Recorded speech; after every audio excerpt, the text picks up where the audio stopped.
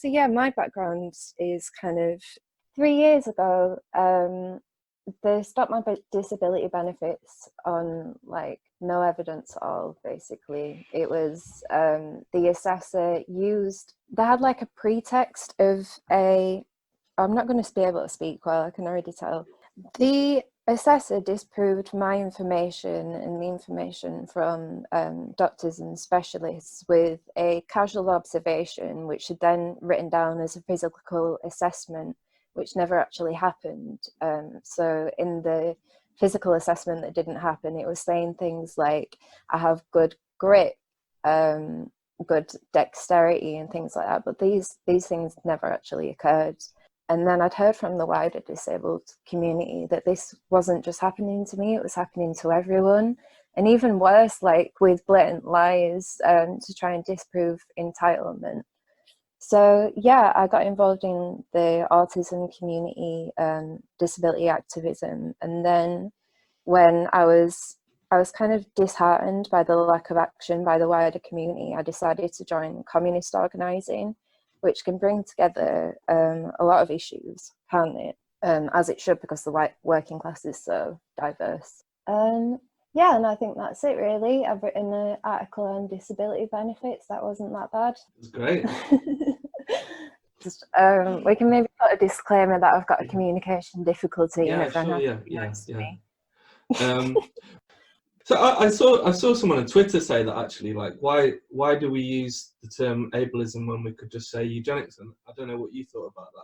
I don't know, I can see the kind of difference in the specification, because it's like ableism leads to eugenics, but you can have ableism without kind of eugenicist ideas. Although each one gives a rise to the other one, doesn't it? Yeah. Like when you start kind of openly declaring your hate towards certain groups, it leads to hate, and then it leads to kind of influencing government policy. Yeah. Yeah, that's a good point actually. And I also saw someone else saying that the Tory policies aren't eugenicist because they're letting old people die, and old people don't reproduce anyway. Yeah, it's like, I think with like eugenics and fascism and stuff, we can see what's kind of like historically come about, but it seems to be quite different to what we're seeing now. It's like the kind of ableist policies that we see are mostly about like letting disabled people die, whether it comes to like disability benefits or this as well. But yeah, it applies to the sick, elderly, and disabled. Like, as we can see, the 11-year-old boy with cancer was influenced to sign a do not resuscitate order. It's basically what they see as unproductive sections of the population, isn't it? Which ties it back into capitalism and the logic of the production process. Yeah, well, that's part of the idea, isn't it? That we're just scroungers, and then so therefore, like, our lives don't matter. Kind of thing. But of course we see value in all humans as communists, and I would hope it extends to other people as well. Fingers crossed. It's weird, this conversation, because it's like we were discussing it before. It's like kind of trying to argue for people to be compassionate or to care about their fellow humans. It's like, where do you even start? Like, the question is, why don't you care, rather than please can you care? Yeah. I mean, as soon as you point it out, I think kind of ordinary people should be able to see it, but there's that kind of like I don't know. I saw someone I went to school with who posted on Facebook about kind of in the early stages, and it was all like, you know, it's all a big fuss over nothing. It's only affecting the elderly and, how did they describe it? Vulnerable underlying health conditions, one of those kind of terms. And then they put a disclaimer like, you know, obviously we should do our utmost to protect them. But then the whole rest of the post was basically like, it's really not that important because it only affects them, and you can't protect those people unless you fully combat it. And he was basically saying we shouldn't really do a great deal to combat it. So totally undermined his disclaimer. Actually, it was a big case about why it's actually okay to use do not resuscitate orders and like bar people from intensive care, which would have a certain kind of place if say that someone's like end of life or something, severely frail, they may not actually benefit or survive from going into intensive care or being resuscitated. It can be more likely in some cases to just kind of extend the kind of painful death.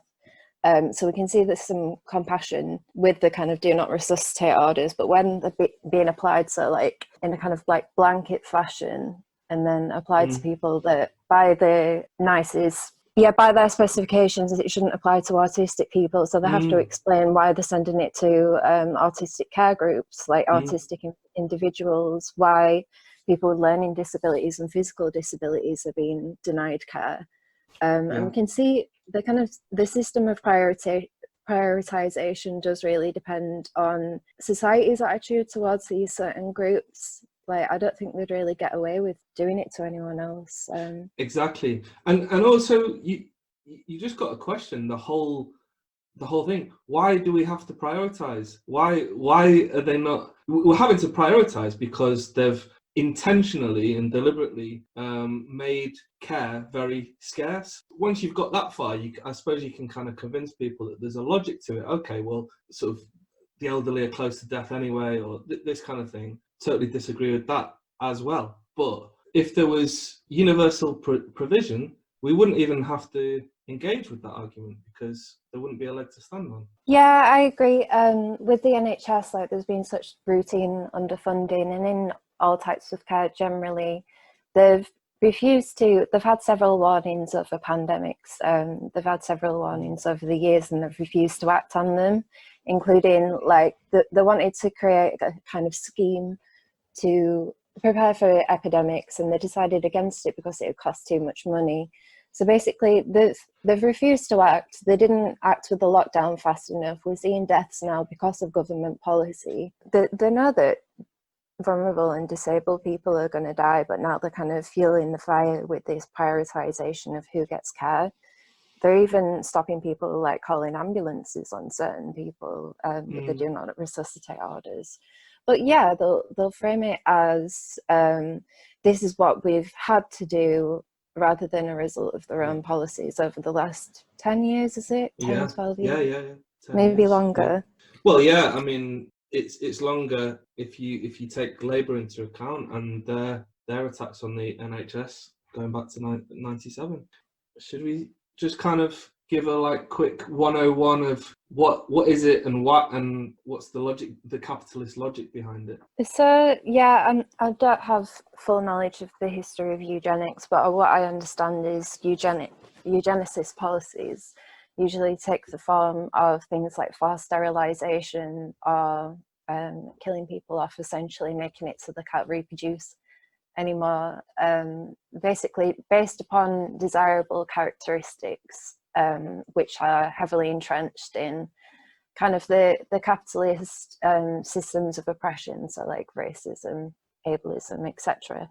And then ableism will relate to kind of the discrimination that disabled people face. So, I mean, I know a little bit about the history of it. A lot of it comes from Darwin's cousin, a guy called Francis Galton, towards the end of the 19th century. Yeah, so Galton and considered one of the founders of sociology, Herbert Spencer, kind of the two main. Herbert Spencer is more famous for social Darwinism, that term applied, and he actually came up with the phrase "survival of the fittest." But yeah. Oh, it was him. I thought it was Darwin. No, it's Herbert Spencer. And then they had kind of negative eugenics and positive eugenics. So positive eugenics would be, there's more of a tradition in the Labour Party of that, and particularly the Fabian Society and the Sidney and Beatrice Webb. So a lot of the thinking behind the welfare state and the NHS was kind of this positive eugenicist idea of improving the health of the nation, improve their genetics. Yeah, I guess it's entrenched in the kind of medical model of disability as well. Okay, there's two ways of looking at disabilities. There's either the social model of disability or there's the medical model of disability. So the medical model would imply like no matter what your condition is, no matter if it's kind of socially constructed as a disability, kind of like things like ADHD and other neurodiversities, they would under the medical model, they'd require treatment and kind of eradication of it. So that's why we see a lot of people searching for cures for autism, for example, rather than the kind of negative. There are comorbid conditions with autism, which tend to cause the most like suffering. They don't treat those. They try and treat the autism itself, even though it's not kind of what the individual wants. And the social model looks at it as a lot of the kind of systematic ableism that disabled people face is kind of related to social relations and the way that things are constructed. So it's like your disability isn't necessarily, I don't know the word for it, your disability isn't necessarily disabling without society making it like so you're completely unable to do things. So all of society and its social systems are made to accommodate kind of able neurotypical people. So kind of by proxy, we're left out. I saw an example like if the world were completely blind, like most of the kind of systems would not accommodate sighted people. So for example, maybe we wouldn't have windows or whatever. This is just like a kind of a crude example. But yeah, that's what I mean, that the world's accommodated to fit like able people, and then everyone else is like, as you say, just don't go.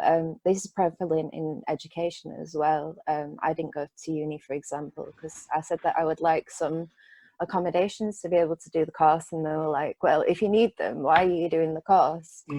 So there we go. That's how they that's how they worked against their own disability policy in unis. Okay, so before even I read your article about disability, claiming disability benefits, I'm a communist, and you know, I'm sort of involved in all kinds of things where I should know better. But even I was shocked at the extent of it, and I was shocked at how hard they make it, and how much they just refuse to provide what they say what they promise. And that is liberalism. That is the liberal ideology, isn't it? Is where, okay, everyone's equal, everyone gets what they need, everyone's got the same rights, all this kind of business. But there's like a million different asterisks after that, where except for that. Yeah, so they've created this kind of way of assessing people in the specification based around, it's basically, they probably designed it around how they can deny people for benefits, but even when people fit their specification, they'll do everything that they possibly can to make it look like you don't fit the specification. So this is through like a number of things. Sometimes they audit their assessors' reports and they'll kind of downgrade the points. It's based upon a point system. If you to fit certain parts of the specification, it has to apply to you more than half of the time. That's what they say anyway. But then they'll send you to a disability assessment, which is like a 30-minute snapshot of your day. And if you don't display all of your disabilities or difficulties in this 30-minute period, then you're denied the assessment, which is kind of, it's completely removed from even their specification, which people have issues with anyway. And then they've got all this kind of surveillance, haven't they? Enlisting supermarkets to kind of spy on people and neighbours. Yeah. Well, often my friend works for the council actually, and she said that you should see how often the council get handwritten notes from people's neighbours saying, I saw them taking out the bins the other week or something, like, please investigate. It's just ridiculous, and it's not actually something that people can that the councils can look into. So yeah, there's that, and then there's Sainsbury's, which have been passing on information to the Department of Work and Pensions, which again is just a snapshot of the kind of outward perception of someone. Like, you don't really know what difficulties they're facing just from CCTV footage of them in a supermarket. But worryingly, Sainsbury's also have the lanyard scheme with like sunflowers. So you can essentially identify yourself as a disabled person with these lanyards as a target for the Department of Work and Pensions. They're known to film protests and send things off to the WDP. as well. So yeah, it creates kind of a, it's not necessarily the assessment it's on its own that creates like a culture of fear. It's a lot of the other parts of it as well, and kind of society's reaction to disabled people, like dobbing in your neighbours for Yeah, and doing basic activities. a lot of that I've noticed is kind of dressed up as concern for disabled people. So they think like people who have no qualifications whatsoever to judge just by look, often from a distance, whether someone's actually disabled or not. And yet they say they're doing it on behalf of disabled people to spot the frauds and the fakers. Yeah, it's like the amount of fraud. I think it amounts for 2% of overall fraud does benefit fraud. So it's like the concerns kind of completely out of proportion anyway. But people say like, if it weren't for these people scrounging, then we wouldn't be in this situation now. But it's a completely disproportionate response to it anyway. And then even still, then would the Daily Mail not be saying that we were scroungers? Even if there wasn't any evidence of it? It's like, yeah, they're just stirring up tensions anyway. And then there are issues with the actual assessment as well, aren't there? Yeah, I don't know where to start with that.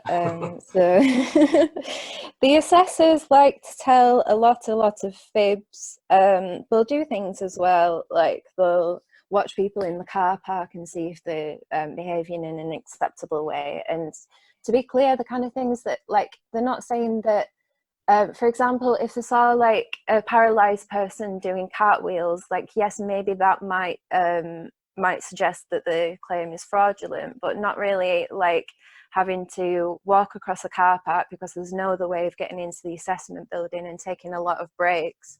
They'll still say, well, you can walk this distance, then you shouldn't be allowed mobility payments to help with your extra costs of travel by virtue of being disabled. So yeah, there's that. They also try and rush through the assessments. Like when I had my assessment, it was at the 30-minute point. I could tell that the assessor was trying to hurry things along, and she was speaking so fast at one point that it wasn't even audible. I was like, what? But I just stayed there and I continued talking. I was like, no. But yeah, so they'll try and kind of hurry them along. They'll not really listen to your medical evidence. They'll try and disprove your medical evidence from a specialist by using a nurse or a physiotherapist, which is like, the specialist completely kind of outranks them in terms of education. And obviously I'm not trying to be mean about the qualifications of nurses, but it's like even a GP could not disprove a specialist, but the Department of Work and Pensions think that they can. And to be fair, in practice they can as well. We can see that they can do what they want. Hi, Daniel Blake. Are some of the scenes in that quite realistic? I've not seen it. I'm ashamed. I'm ashamed of the disability community. I thought it's just so sad. I've lived it. I remember seeing I, Daniel Blake, demand my kind of disability benefits before I die. That's paraphrased, but I remember thinking that was quite powerful. Yeah, it is quite a bleak film, but I mean, it is a good film, I think. My opinion gave me a kind of insight into it anyway. Yeah, I've probably heard much worse than's ever been put in there. And then there's appeals as well. Problems with that as well. Yeah, so appeals at the mandatory reconsideration stage used to have a really, really high success rate, but then they decided to limit this. They wanted to keep it to under 20%. They succeeded that. I don't remember the exact figure, but mandatory reconsideration, they intentionally made it so that was unfair. And then there's like a higher stage of appeal, which is another written appeal, and then you have the tribunal system. Throughout this time, it's like sometimes it can be up to 2 years. I've heard longer, but it usually tends to be around 2 years. So all of this time, people are denied the benefits and put through this stressful process, which are really people that often don't have the energy or anything to be going through this. I think it's intentional, so they'll give up and just say, you know, I would rather not have disability benefits. Luckily, the tribunals are known to be quite fair. And you can see this with the really high success rate and the kind of comments from, I think it's one of the high tribunal judges who was saying that the level of evidence that the Department of Work and Pensions submit to them, it would not be admissible in any other court. So they'll use anything to try and deny it, and then they'll elongate the process and make it as stressful and difficult for people as possible. And that would be difficult for the average person, not just disabled. So how has lockdown and government changes in the benefit system due to COVID-19, how's that changed things? And so they've stopped benefit assessments for 3 months. I have heard that some people have been assessed over the phone, but usually what I've seen reported is people, if the benefit claim comes to an end during this time, because you're giving it for an assigned period, if your benefit comes to an end, then your benefit will be stopped and you won't be able to access it anymore until the assessments are restarted. So you're just screwed basically if you just have by lottery kind of your benefits stopped during that period. Yeah, exactly. And it's worked out to be so expensive to live as a disabled person with all the additional things that you have to get. Having the money also makes it so you are able to do things. So yeah, it just completely screws people over. They'll be like housebound, bedbound, and then in a time where maybe they can't even get care because they've altered. The people they don't have to provide care to anyone unless it undermines the human rights in some way, which is actually a really low bar. They decided that under human rights law that a woman could be in nappies instead of being assisted by a carer to go to the toilet. They found that was actually absolutely fine in terms of human rights. So yeah, just one example. Yeah, it's unbelievable. And even if you're not kind of bedbound or housebound, just for everyone at the minute, is accessibility to supermarkets is super difficult. Like having to wait, stand up in a line for long periods of time, and people can't get shopping deliveries. Of course, shopping deliveries are a little bit more expensive as well because you have to pay like the delivery fee. A lot of the time, some people are having to pay carers to go to the supermarket for them. This is like £25 to £35 an hour. Keeping in mind the actual carer themselves is paid about £8. So the care agencies are exploiting it as well, the situation.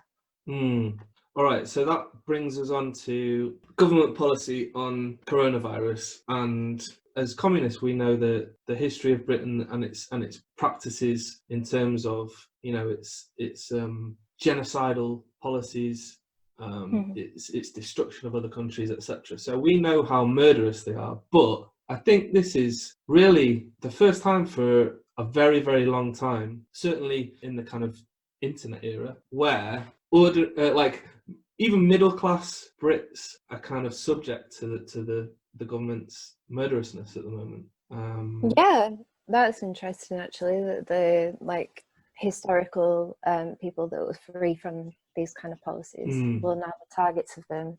We were talking about how middle class people would go through a process of I can't say it. Proletarianization. Yeah, and that's absolutely true because so many people are losing their jobs, and of course, like middle class people, they don't often have essential jobs, do they? They're probably sat on their ass now. You're going to get some abusive comments from this, aren't you? I'm middle class and I'm doing work at home. Yeah, I'm doing essential work. Yeah, but that's the thing with the economic crash. We can't really sustain a middle class economically for the people that are applied anyway. Yeah, so some of it centers around the comments from Dominic Cummings. He essentially said, I'll just double check it actually was Dominic Cummings, and I'm not getting confused with the other terrible Dominics that we have in. Yeah, I'll just find that one sec. This is Stephen Bannon. What he said, speaking to a group of bankers, was it is surely relevant to a conversation about equality that as many as 16% of our species have an IQ below 85, while 2% have an IQ. Sorry, this is Boris Johnson. I think, isn't it? Yes. Yeah, Boris Johnson. Yeah, I'm just like skirting through the article now. yeah, Like, that's right. okay, so yeah, this is what Boris Johnson said, and we know that IQ's typically been, like, for example, they didn't find that in certain areas of the global south, like there was, like, relative to certain regions, there was a lesser IQ, and then people kind of said, well, that's it then, these people are less intelligent, just like inherently because of the Yeah, biological makeup, with when in fact it's not true. You're more likely to do well on IQ tests if you've had like a formal education. Certainly yeah, when I've done them, if I'd have learnt about sequences in maths, I might have been able to get a higher IQ point. yeah. It also kind of it's against what we know about the brain as well, and how it develops, like through things like neuroplasticity. The So guy yeah, who developed IQ tests, or one of them was Hans Eysenck, who's a British psychologist, and I mean, he was very openly involved in eugenics. Like, his publications were met with acclaim by the National Front, you know. So read about people like mm, explaining the issues with the IQ test, specifically, and then what it's kind of made to represent is not actually how fast someone learns, but what they have already learned and how they can kind of apply that knowledge in the way that we see in the typical education system. yeah. So Johnson's comment was about cornflakes, wasn't it? The harder you shake the pack, the easier it will be for some cornflakes to get to the top. Yeah, I think people seem to actually like this kind of feature of capitalism, that a few people kind of succeed and then others don't, but it's kind of based upon the capitalist idea is it's based upon superiority, so maybe like intellectual superiority. They think that if you're right smart, then you'll probably do well in life, but they're not really realizing the other like socio-economic factors that kind of play into success. I think, did you mention that quote from Dominic Cummings, a child's performance has more to do, yeah, you did, it has more to do with genetic makeup than the standard of his or her education. And then on the pandemic, he just said, if that means some pensioners died, too bad.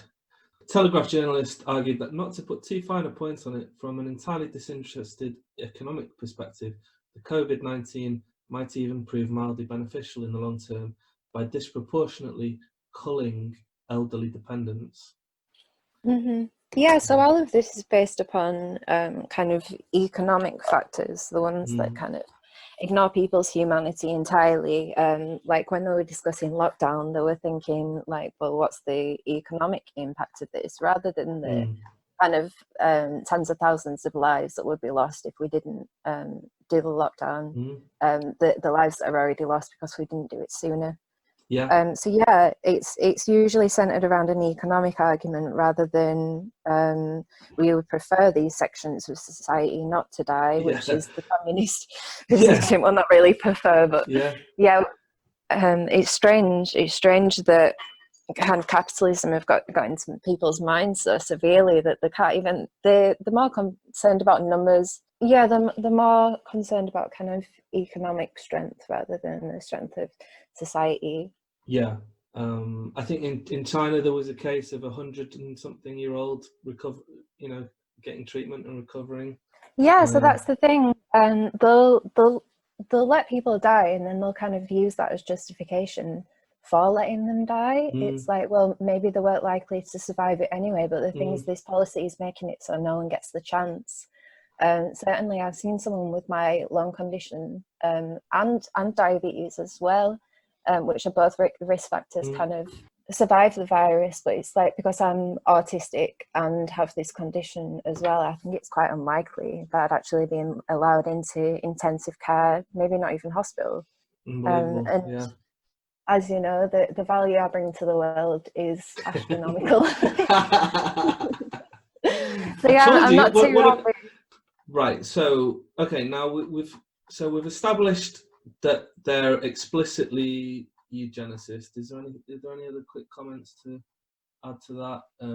So it's not the way that we've historically seen eugenics play out, because I imagine someone's gonna like post a definition of like eugenics and go like, actually we have sterilize anyone, but it's like, is the impact any different? They're essentially culling a section of the population through just letting them die voluntarily from the virus, and it's like, why is this worse to directly killing people? The effect is the same.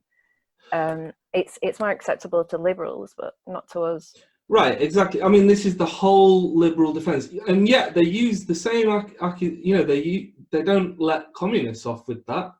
You know, if anybody dies within the purview of a communist, then it's the communist's fault. But whereas liberals will so we've had these reports. There was one, I think, in 2014, another in 2016, where it said the top threat to this society, to our society, is a pandemic, and they even described the virus as being like a respiratory illness. Like, you know, they pretty much nailed it spot on. This is going to happen.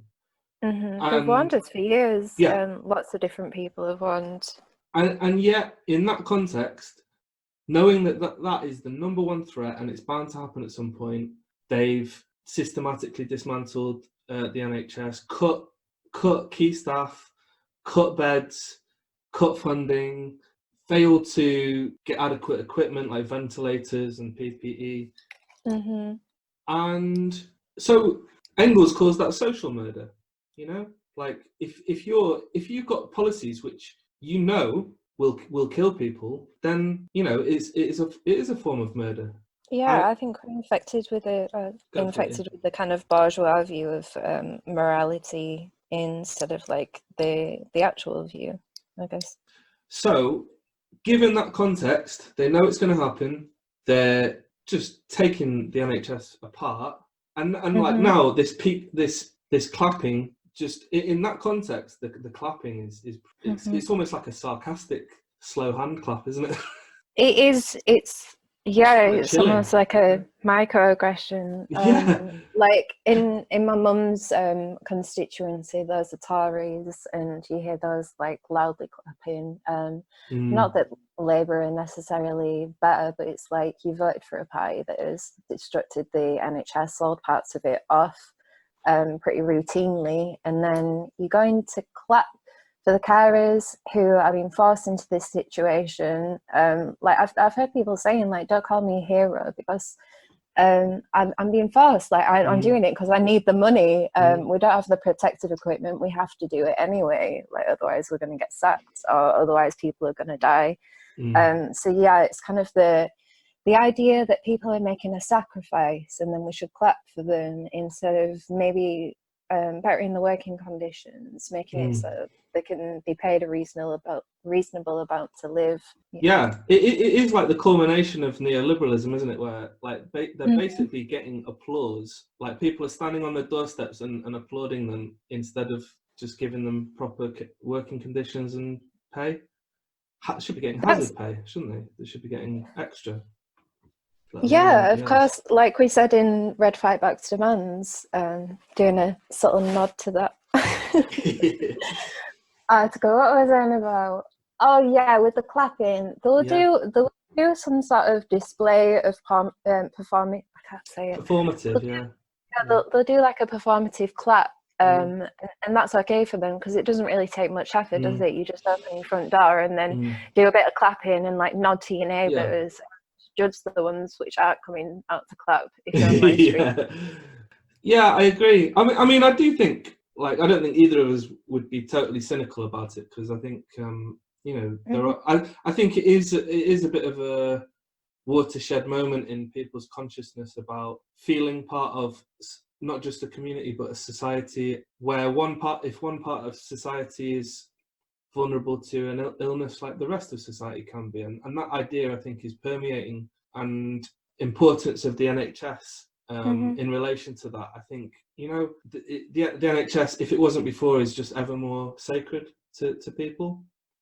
I think people are realizing the importance, and then realizing the importance of certain jobs. I remember initially with the clap, I thought it was quite wholesome that people were coming out and like banging the pots and pans and stuff like that. But then when you see like Keir Starmer, and assumedly his wife, like clapping for 30 seconds on Sky News. Like they've obviously just like, oh, a media opportunity, and then they come out into the front gardens to clap. It's kind of a meaningless display instead of a kind of a show of unity, I guess, and community support for other members of the community. Do you want to go through some the actual, or the lack of, or often it's lack of policies, but some of these policies are actively spreading the virus amongst the most vulnerable, aren't they? Yeah, I guess the decision not to do lockdown immediately, but that seemed to be more political, didn't it? Like, we're not going to do what evil authoritarian China has done, which was the absolute correct response at the right time. They kind of wanted to use it as a let's smear China instead of here's what we should actually be doing and here's what we've seen works in other countries. So yeah, they decided not to act on it initially, and then just thought, oh, it's okay, like only tens of thousands of people are going to die, but maybe they're old, maybe they're disabled, maybe they're seen as kind of dispendable members of the society. So the policies relate to, in part, the clinical fragility scale. So they've created a scale. Originally, these kind of things would be applied to people that are end of life, that may actually not benefit from care, may put the body through more stress. It would be kind of more kind to just let them go out peacefully, I guess. But now this is applying to absolutely everyone. They tried to say that it doesn't apply to autistic learning disabled people or people of working age. God, someone's ringing me, go away. It was a private number. I was like, no. So I'm not making your job very good with editing. I can help you. No, it's fine. So the clinical it's frailty scale. Frailty, yeah, frailty. Yeah, excuse me, I got it wrong. So anyone over the sign, it's a numbered system from 1 to 9. It includes like physical depictions of people with disabilities or elderly people. So yeah, the scale is from 1 to, I don't know how much to explain again. The clinical frailty scale is from 1 to 9.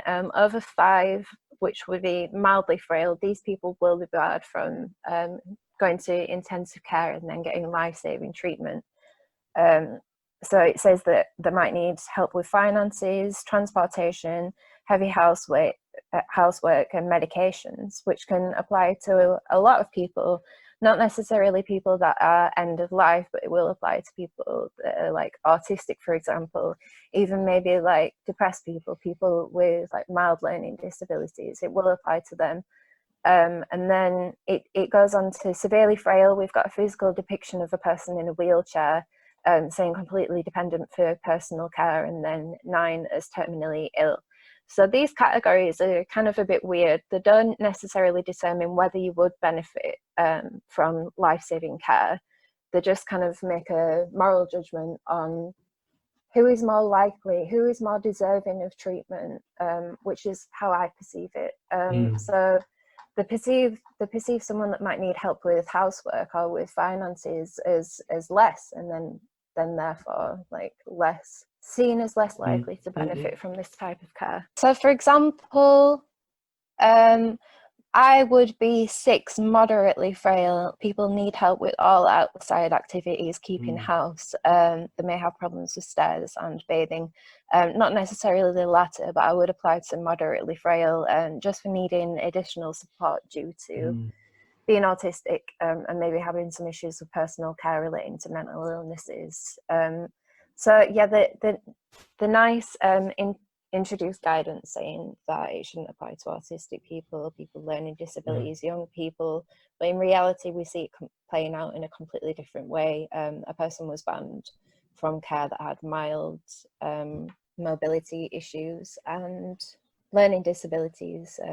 They've now died because of this specification. And it's like, yeah, we believe that lives are worth something, which is surprising to have to say. Yeah, that's it. It's like we were saying at the start, isn't it? That there shouldn't need to be this healthcare apartheid kind of thing. Everyone should be provided for, and like we do have the resources, but the resources get directed into the pockets of Richard Branson or whoever instead. So yeah, that's the thing. This was entirely preventable, and they've just chosen to do absolutely nothing about it, and then say, well, the situation has forced us into a corner. So then they're doing things like moving people, infected people and potentially infected people. They're moving them into care homes from hospital, back into hospital from care homes. Well, yeah, care homes have long been used as a kind of overflow for hospitals. They need somewhere to put people, and then they cannot support them effectively in the community. So then they kind of force them into care homes, group homes, where of course it's impossible to practice social distancing. So yeah, these are kind of it's a pressure cooker for the virus, and then especially among a vulnerable population. They've now got they're now allowed to test people before sending them to care homes, which is a positive development. But with the length of the tests that I've seen, I think the results take like a week or something. It probably depends like who and where they've got the tests from. But yeah, it could take a long time, and then it could potentially expose vulnerable people to COVID in the hospitals for being there longer. So I hope they manage this effectively. Well, I saw a tweet from the journalist Alex Thompson who was saying, yeah, that they're pushing COVID hospital patients into care homes on the pretext that the NHS needs beds. And then in his word, he's put, odd, since no major hospital seems to be full, and vast Nightingale field hospitals lie all but empty. They started implementing these things long before it seemed like they were seeming to have a shortage of beds. The first reports, I think they came in like a couple of weeks after the lockdown. Their priority scheme is not necessarily a priority, but these are the people that we want to have care. And even if we do have it, maybe they're not deserving.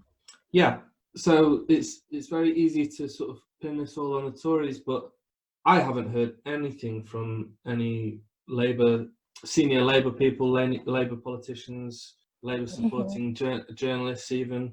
Yeah, what's Owen Jones saying on it? None of them are pointing this out. That they all seem to be either just kind of vaguely supportive of the government, or okay, they're calling for more testing, I suppose. Which yes, there needs to be more testing.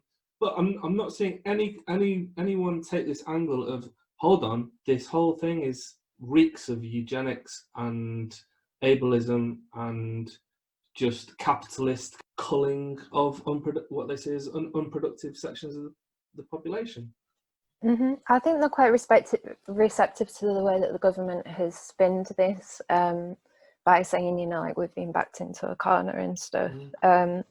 But yeah, the Labour Party have never provided any sort of meaningful opposition, in my opinion. Like, for example, the COVID bill contains like some really terrible things which don't actually relate to the spreading of COVID-19. So like they're allowed to keep people's DNA on file for longer in criminal investigations. And it's like, why do they need that? And then they're allowed to spy on people more, like in the COVID bill. Like the police powers are obviously that's ridiculous. Something we've not talked about. Just really scary. In the coming articles, we're trying to appeal to medical professionals and just plainly saying, like, do not implement these things. Right. Like you might get in trouble, but the thing is, these people's lives. But that's obviously just one small part thing. of the component. We'll see. Yeah, I think that'd be really good. Especially the additional context that like most people died in concentration camps from illness, and the issue was that they just let them die. Yeah, it's amazing throughout colonial history how big a part this has played in death, really.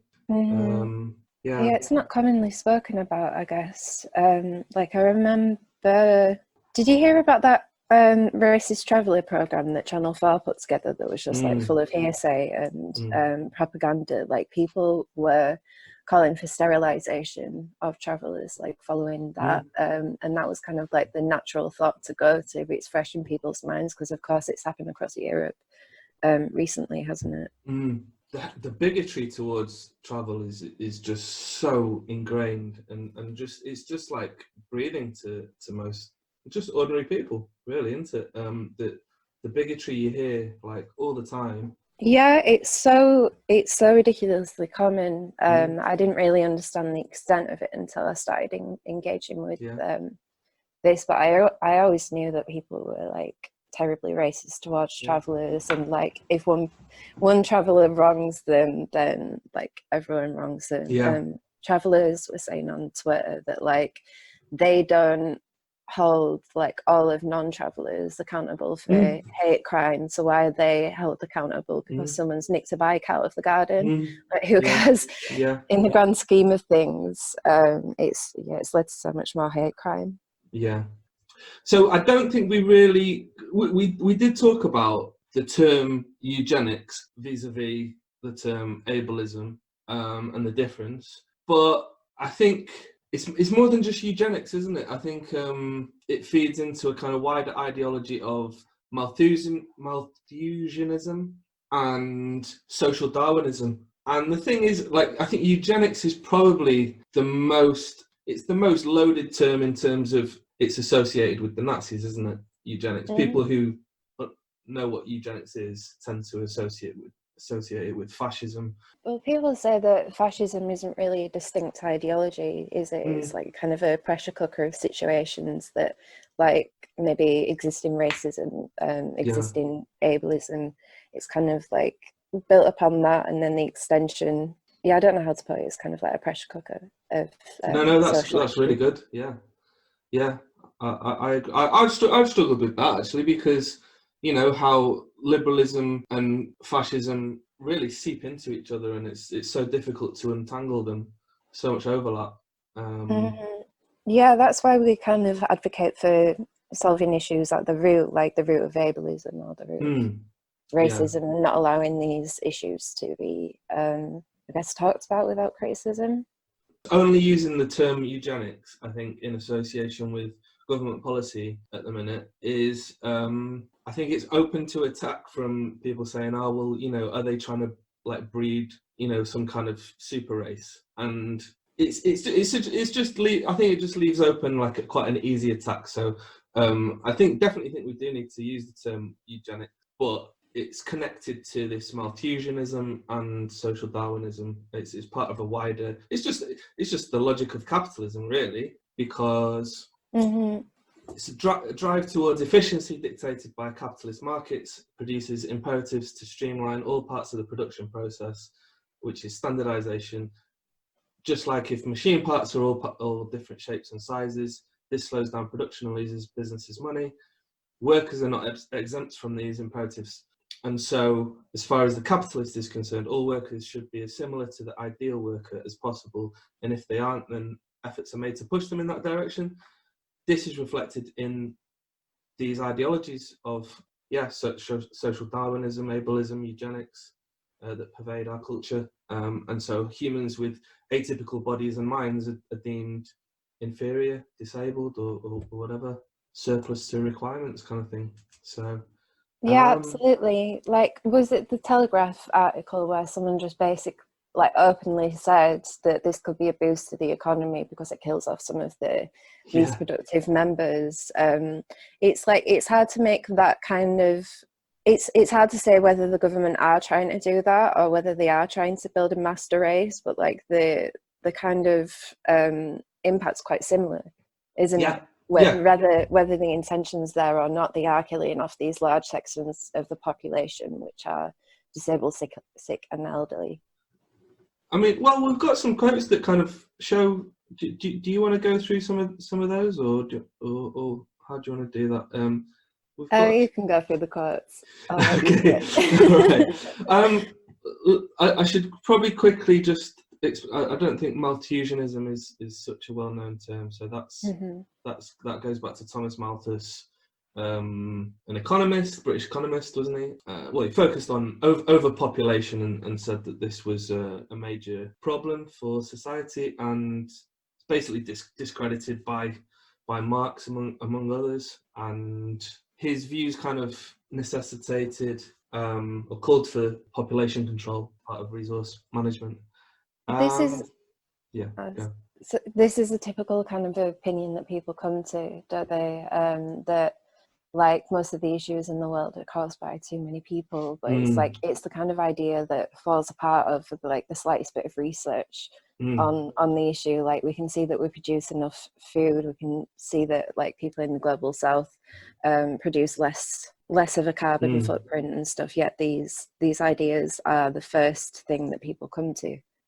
Yeah, and I think this overpopulation, like, is very common amongst liberals or people that consider themselves progressive, and I think they freak out if you kind of associate that with it's a fundamental building block in the fascist logic. They see, excuse me, they see it as a fact because it's like one of the most prevailing ideologies. Like most people, a lot of people hold this opinion, and it's the opinion of the ruling class. So it creates, is it the ideological state apparatus? The kind of the ideology of the ruling class influences everyone else, and then they don't really have to question these opinions because they're what everyone else believes, and then somehow they're fact. Our whole society is structured in a hierarchical way, and it's a class hierarchy, racist hierarchy, institutionalizing the monarchy and the aristocracy, and it's all part of this same thing, isn't it, where they believe that those at the top are inherently more valuable than those at the bottom. I think we did say the cornflake. Basically, Boris Johnson says that the harder you shake the pack, the easier it will be for some cornflakes to get to the top. And then Andrew Sabisky was appointed by Dominic Cummings. What was he appointed? I'm not sure what he was appointed as, actually. But I thought he was one of the advisors, but I might be wrong. Yeah, Cummings. So many advisors. Yeah, Cummings was the chief advisor, so that makes sense. And he said eugenics are about selecting for good things. Intelligence is largely inherited and correlates with better outcomes, physical health, income, lower mental illness. He called for the expansion of contraception programs to stop the creation of a permanent underclass, and claimed black people were intellectually inferior. So, and Johnson refused to condemn that. So again, of course he wouldn't. Yeah, exactly, because that's what they believe. And as I say, it's not. It hasn't just begun with this crisis. It's an ongoing thing. Even the UN reports on the DWP treatment of disabled people. Something like 10,000 deaths. Are those the deaths that are directly linked? Yeah, I'm not 100% sure of the numbers. I know hundreds of thousands of deaths has been linked to austerity, but particularly with the issue of disability benefits. Even when the information first broke that a lot of people were dying after getting their benefits stopped, I think the number was about 6,000 then, and this was like years and years ago. But we know that the Department of Work and Pensions have been like destroying evidence. They said because of the Data Protection Acts that they had to destroy things, but it turns out they actually didn't because it was in the public interest. So like coroner reports and things that say that benefits have taken a role in people's death. They destroyed those, and the UN report in 2017 found that conditions for disabled people in Britain is tantamount to a human catastrophe. Of course, it ruins lives, people die, it ruins the families' lives.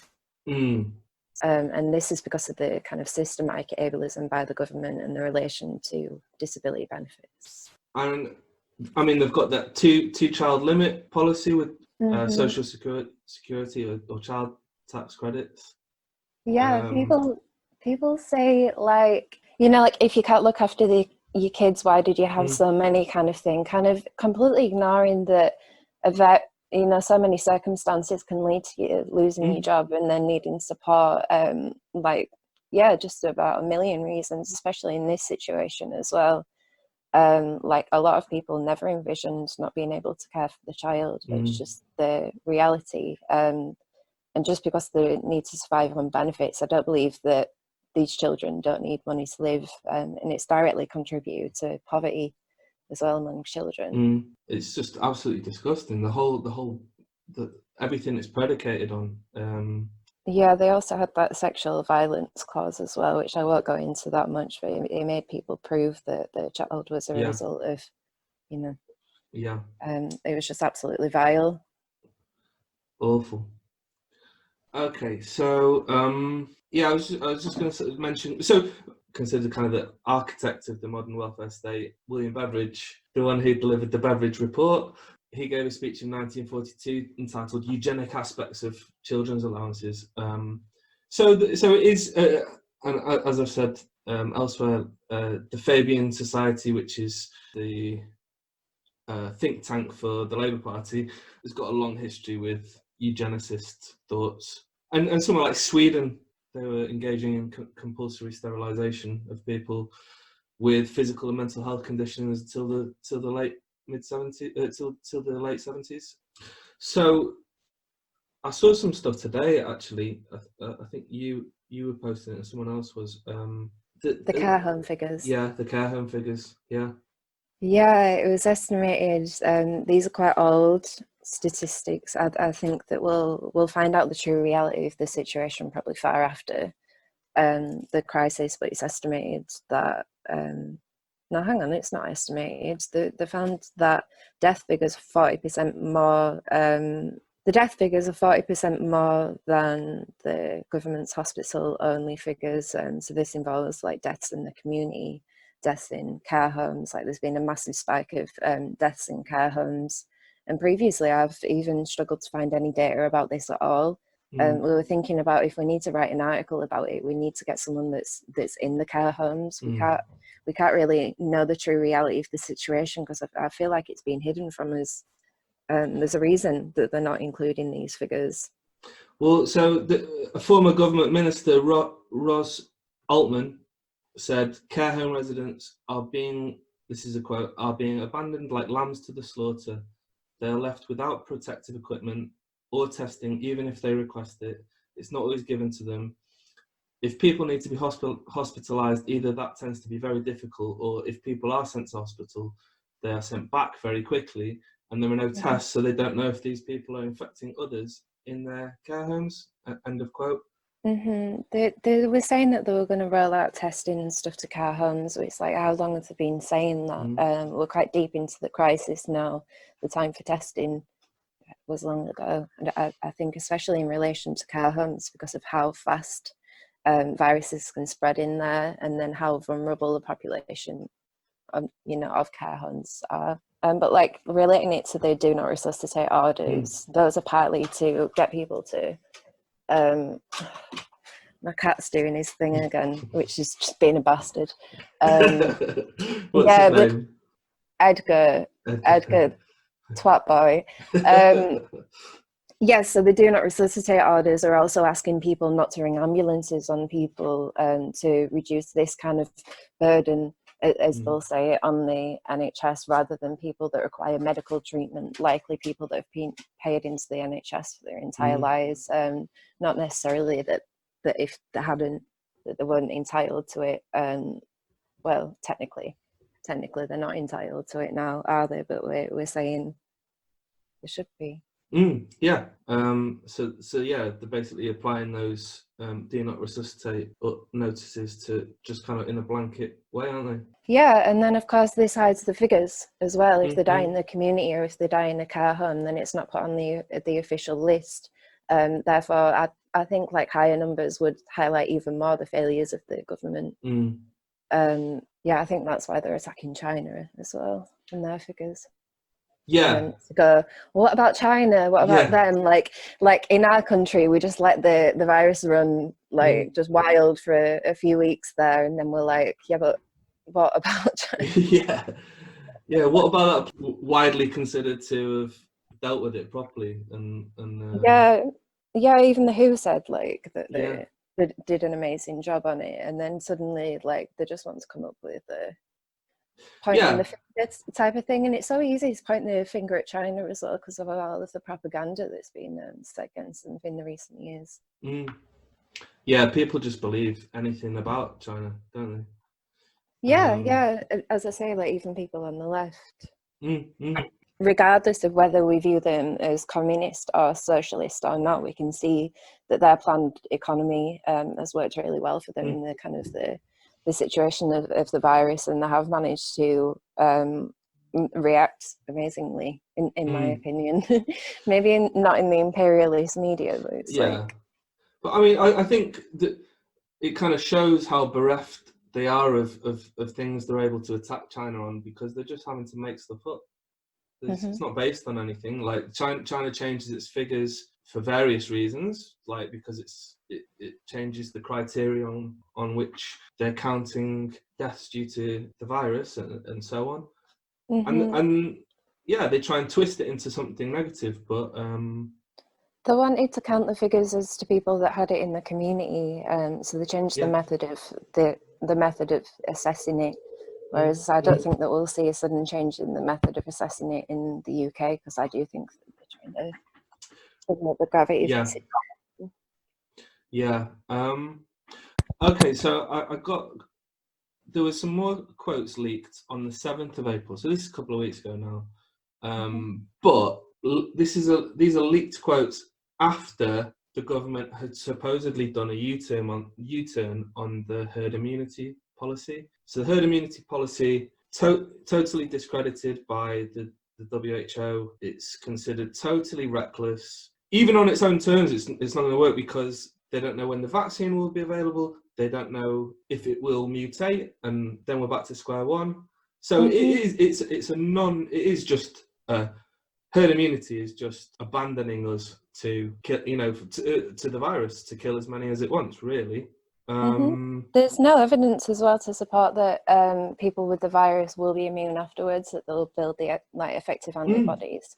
Like there's evidence in China of people being reinfected with it. In other places too, Japan and Yeah, but the data isn't there yet to support whether people would actually build immunity, and regardless, that would require so many people dying. Yeah, exactly. Just as kind of economic expendables. Someone was saying, like, if you wanted to save your mum's life, like, for example, would you take a 25% pay cut? And of course, people would say yes, but then somehow people disagree with kind of sacrificing the economy because we want to keep people alive. Yeah, just new levels of capitalist brainwashing, isn't it? These leaked quote, or this leaked conversation, I think it was a Home Office conference call, and the deputy science advisor, called Robert Shute, was stating repeatedly that the government believes we will all get COVID-19 eventually. Insisted that we can't, in quotes, we can't hide away from it forever, but we can manage the way in which we are exposed. And he confirmed that. So the suggestion was that they'd done a U-turn on the herd immunity policy because of the lockdown. But the lockdown is purely to slow down the spread so that not everybody gets it at once. So everyone gets it eventually, but not everyone gets it at once. They're probably not thinking logically that they can shut down the economy for 18 months to 2 years. They're just trying to, the strategy was always to reduce the burden on the NHS, didn't it? Yeah. Have you seen that stuff that's come out recently, that a bunch of fake accounts have been set up by the Department of Health on Twitter? That's been reported. I haven't looked into kind of the specifics or the facts of the situation too much, but they were to kind of talk about herd immunity and push this as an idea, and most of them were appearing as health professionals. So it's like, this is how they get into people's minds, I guess, and then create kind of a ideological situation where we'd be more receptive to this strategy of herd immunity, even though it's completely devoid of like reasoning, science, anything, morality. But I mean, this is it, isn't it? I mean, it's in the name. Like, we're a herd. You know, it doesn't get any more explicitly eugenicist as that. Like herds are where they still use these kind of eugenic policies, aren't they, on animals, livestock. I think also the system is that the incompetence of this government is actually kind of, in a strange way, it's almost a bit of an alibi for the system itself. You know, because people are like, oh, well, Boris Johnson's a clown, a buffoon, the government are idiots, and that's why it's all gone wrong. But I don't know what you think about that. But do you think it kind of camouflages the structural systemic problems? Yeah, I think it does, because capitalism is completely unable to deal with this crisis anyway, and it doesn't really matter who's running it. Like, I don't think anyone's denying that Boris is a dickhead, doesn't really know. Like, his ass from his elbow kind of situation. But it's like, with all of his advisors and everything, it doesn't actually mean anything. Like, they say that they have scientific input, but don't. I don't know. I think people are still pining for Jeremy Corbyn to be running the country, and then kind of think that maybe he'd do a better job. But it kind of, a lot of the issues were in the preparation for it and all of the warnings that they've had over the years for the potential of a respiratory virus. And then the kind of years and years of underfunding of the NHS. So it's like, I'm not really entirely sure that Labour would be able to do a better job, even if they had the desire to do so. It's impossible to say, really. But I mean, ultimately they're limited by the structure in which they're working. So however good their intentions are, which is debatable, and however, you know, competent they are, again, debatable. Yeah, they're limited by the structure of capitalism. And then would you talk a bit about, okay, we talked about deaths and this kind of Malthusianism, trying to kill off what the ruling class see as unproductive sections of the population. Not just unproductive, but they see them as it's racialized. It's in terms of class, that they think that people are from the gutter, and that kind of thing. Like, we talked about the deaths. What about, it's not just about deaths, is it? It's about, the knock-on effects, the psychological effects on people who don't even get the virus, Yeah, we've seen a lot of emergence of mental illness, apparently, in people that have never had mental illness before, kind of because of the situation, which makes a lot of sense, I think. And then there's also the impact of this suspending a lot of essential NHS services, such as people with cancer. I'm told that they're not being checked for like new growths or anything. Lots of less people going to the doctors, so it's not necessarily just people dying of COVID, but they're going to die of unrelated health issues because of the kind of impact on the NHS and them having to shut this down. Logically, I'd say, like, if someone's potentially got cancer, I think that's quite important to look into. That's a threat to life. Like, I don't really think it should be suspended because of COVID. Yeah, for sure. Also, kind of the prison population are just like fish in a barrel for the virus. And again, I've heard stories about moving prisoners in and out of institutions, not just in the kind of how would you differentiate the terms from the criminal prisons and prisons for asylum seekers and migrants? Well, I think, like, in the characterizations of like crimes, I guess, like we said in the prison abolition article, like, there's the separation of violent and non-violent crime, and there's a certain amount of responsibility to keep like non-violent offenders like under violent offenders under check, so they potentially can't like cause any violence to anyone else inside of the prison or outside of the prison.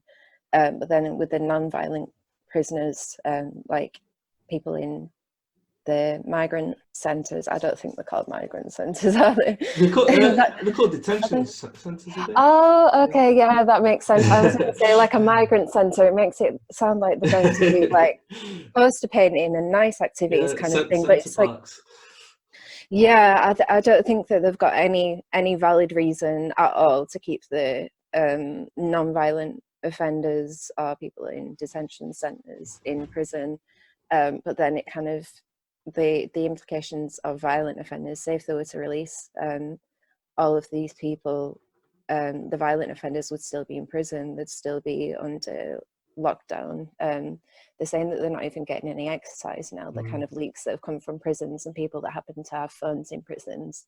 The response from the prisons were, of course, to shake down everyone's bunks and find the phones instead of kind of solving these issues. We know that solitary confinement causes permanent changes in the brain. It can cause like paranoia, all sorts of mental illnesses. So then we've got to think about that impact as well on the prisoners, the mental health impact, and then the potential of getting COVID-19 in an area that we know that disease, viruses and things just spread so quickly because of the nature of it. Yeah, and I definitely think like you got to consider prisons as part of this whole scenario. People are calling for free phone calls for prisoners, which I think is like a nice start, but I think ideally they need to be released. Yeah. I don't see any other way to deal with it. It is essentially signing people a death warrant that are inside at the moment, especially vulnerable people. I think they released a few people that like the sentences were about to come up, but the rest of them, it's just like, well, you know, you shouldn't have committed a crime kind of thing. Like, so you deserve this, you know, being kind of potentially exposed to a deadly virus. There's no kind of regard for the humanity of the people in prison either.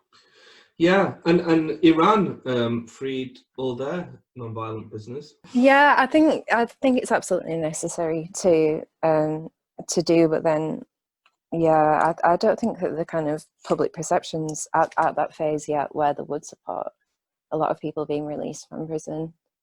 Oh yeah, true. Which is just a shame. Maybe we can convince them in this podcast. Yeah. Right, I don't have too much. There's a couple of things we missed, like with Richard Dawkins tweeting about eugenics. I don't remember this one. Hang on, I'll find it. He said, yeah, he basically said it's one thing to deploy eugenics on ideological, political, moral grounds. It's quite another to conclude that it wouldn't work in practice. Of course it would. It works for cows, horses, pigs, dogs, and roses. Why on earth wouldn't it work for humans? Facts ignore ideology. So, well, it's not necessarily about it working, is it? It's about the concept of it working.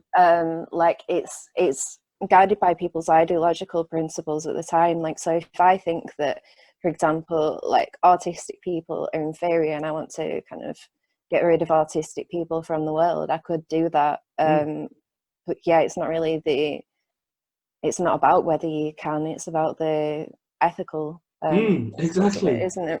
Yeah, so he kind of, so he had a backlash against that tweet, and he kind of, his defense was, I wasn't advocating eugenics, I was just saying that it works. But saying that it works, like you just drew out the kind of implication of saying that, giving away a lot, even if you're saying that policy shouldn't be pursued, just by saying that it works, you're kind of giving the game away to people that say that it should be pursued.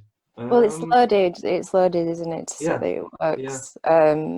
We know that obviously he probably does support eugenics, like, just because he made that statement. Like, I'm willing to stick my neck out here and say that. So yeah, Fraser Nelson of The Spectator, another awful human being, also tweeted on this. He said, when Richard Dawkins says that eugenics would work for humans, he's simply saying what a lot of like-minded people are thinking. Eugenics is back. And he actually deleted that tweet, so he knew it was bad. Okay. But like, I mean, I didn't until I met you about how targeted autistic people were by this kind of ideology, these kind of people. Yeah, of course, and it's a difference, really. I would regard it as a difference. Even in, like, people are always like, well, what about the non-verbal people? I'm like, yes, that is a difference. Like, if you interact with non-verbal people, they are people. They have the same difficulties of everyone else that has autism. But yeah, it can either be regarded as a disability or a difference, and the difference in making it a disability is that the world isn't made for them. And all of its systems, they inherently cannot, as they function now, they cannot include autistic people. So then we kind of get a separation of like education and things like that.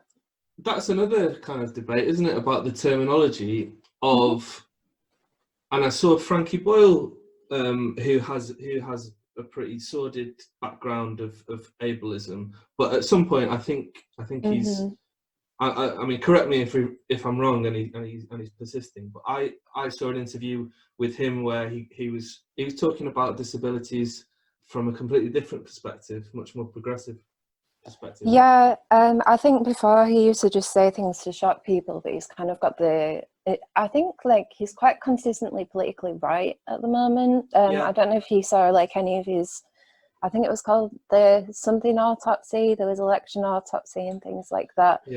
He talks about Palestine a lot. He talks like positively about trans people. So I have seen a kind of, but the things he has said historically are terrible, but I do believe he's changed. He's on the right trajectory, it seems like. I think he's still got a long way to go, you know. Yeah, well, if he ever wants to come and chat about Marxism, I mean, we're here. We'll send him and Dave like tweets every day. But anyway, in this interview, he talked about describing disabled people as differently abled, and I've seen kind of pushback on that from disability activists who what's the word, they embrace the term disability because it allows them to have an identity and a community and a place from which to fight for rights and have a movement. So what's your thought? What are your thoughts about that? So they come up with like different names for it maybe every day, don't they? They decide like without any input from disabled people. Like I've never heard a single disabled person go, we need a new word for disabled. But I think like able people, to make them feel better, instead of saying disability, because like, oh, that's a bad word, like maybe we'll say differently abled or special needs or anything. I saw someone pointing out on Twitter actually, like a lot of the things that are having to happen because of COVID-19, like such as lessons on like video chat, people are saying like, would you call that need special, or would you call that a need that needs meeting?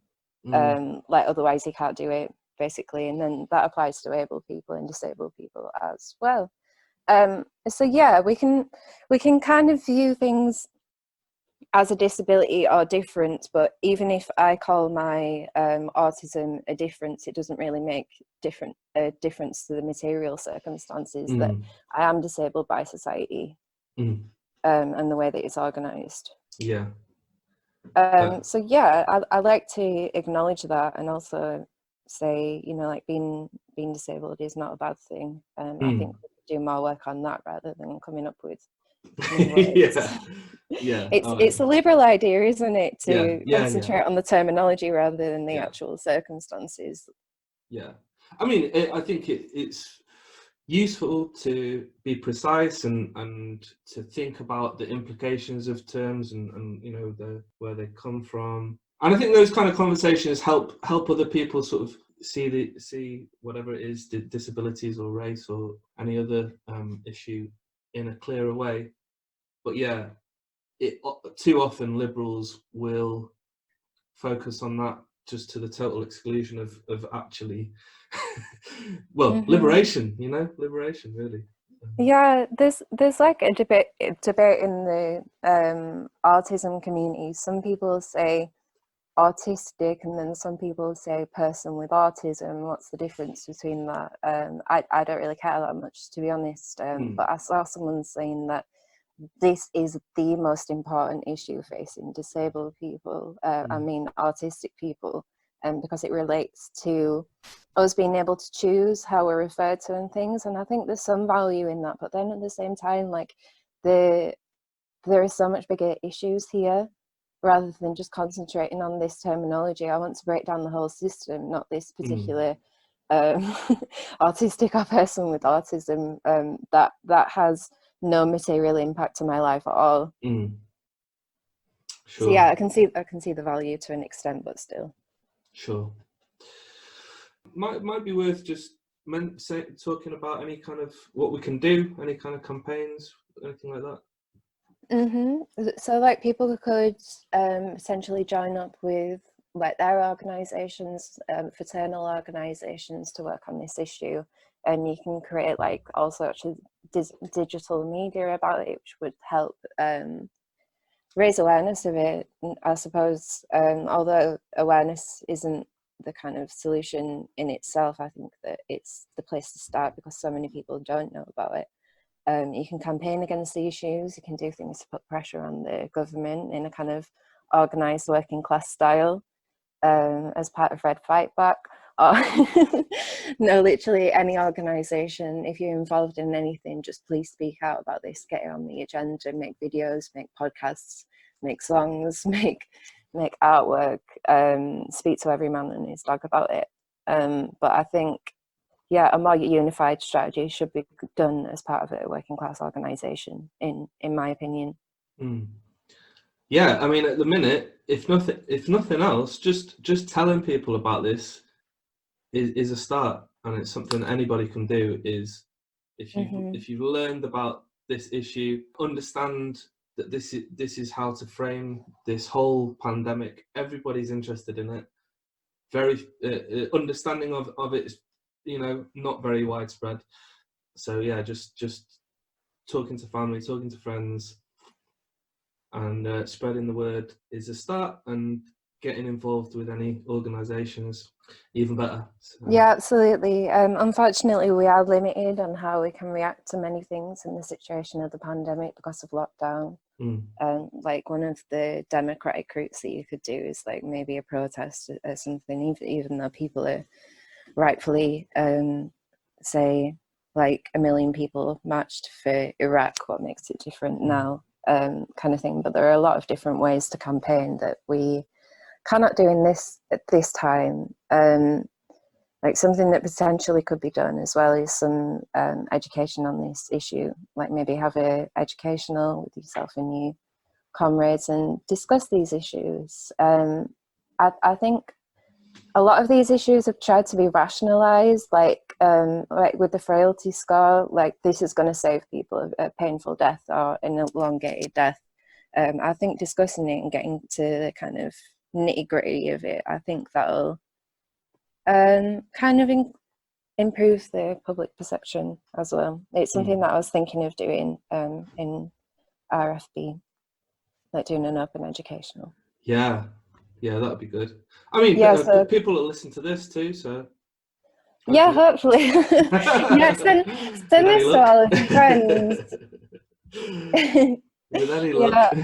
Yeah, I'm sure everyone's friends, grandmas, aunties will enjoy this. So send it to all of them. Yeah. Just pester people, troll people with it. Yeah, just goad people into listening to it on the internet.